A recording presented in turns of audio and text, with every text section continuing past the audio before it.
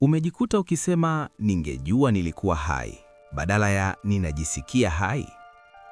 Umeambiwa mara ngapi kwamba furaha ipo karibu, lakini bado umeishi kwenye huzuni ya jana au uoga wa kesho? Je, maisha halisi hayapo sasa? Au wewe umekuwa mzee wa kutafuta kitu kisichokuwepo? Leo tunazama kwa kina kwenye siri isiyosemwa ya The Power of Now, siri inayoweza kubadilisha si maisha yako tu, bali jinsi unavyojihisi ndani kabisa ya nafsi yako. Umekuwa upo lakini hauko. Kitabu hiki kinafundisha kwamba wengi wetu hatuko sana pale tunapoishi. Mawazo yetu yamekaa katika yaliyopita au yameelekeza nguvu yetu kwenye kesho.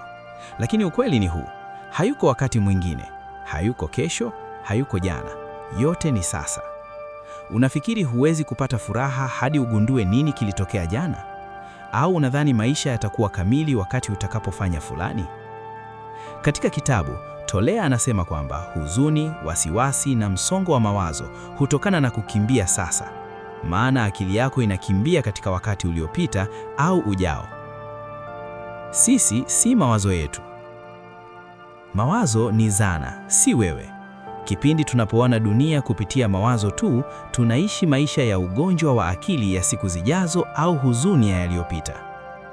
Je, umewahi kujisikia unashindwa kupata amani hata ukijua kile unapaswa kufanya? Je, umewahi kuhisi unajiita vibaya kwa sababu ya mawazo yaliyopita ambayo hayapo tena?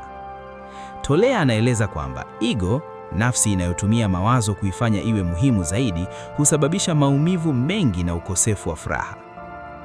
Ugonjwa wa najisubiri. Je, umewahi kusema maneno haya? Nitajisikia furaha wakati, nitakuwa nembo bora wakati, nitasahau huzuni mara tu nikipata. Hizo ni ndoto za siku zijazo, na kitabu kinaonyesha kwamba kusubiri baadaye ni sawa na kutengeneza huzuni yako mwenyewe. Umeshawahi kufikiri labda nitafurahi tu nikipata kitu fulani?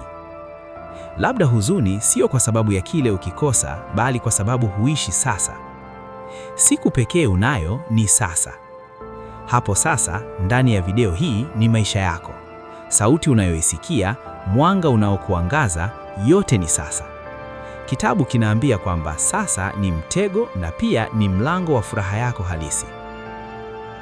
Usikimbie kuhisi, jueni hisia zako. Usijaribu kukimbia msongo wa mawazo. Tambua ni kwa nini unakosa amani. Hapo ndipo akili yako inaanza kukutumikia badala ya wewe kutumikia mawazo yasiyo na maana. Jiulize hivi: ikiwa maisha halisi ni sasa, kwa nini tunajenga uzio wa mawazo umeyaweka mbali sana? Je, msongo na huzuni ni matokeo ya upotevu wa sasa au ni kitu kingine kabisa? Uwezekano wa kupata furaha ya kweli uko wapi? Leo au kesho? Sasa na kuuliza wewe mtazamaji. Andika chini kwenye comments. Je, unashangaa zaidi kwa nini huzuni yako inaonekana kuwa kubwa kuliko furaha yako? Tutachukua maswali mazito zaidi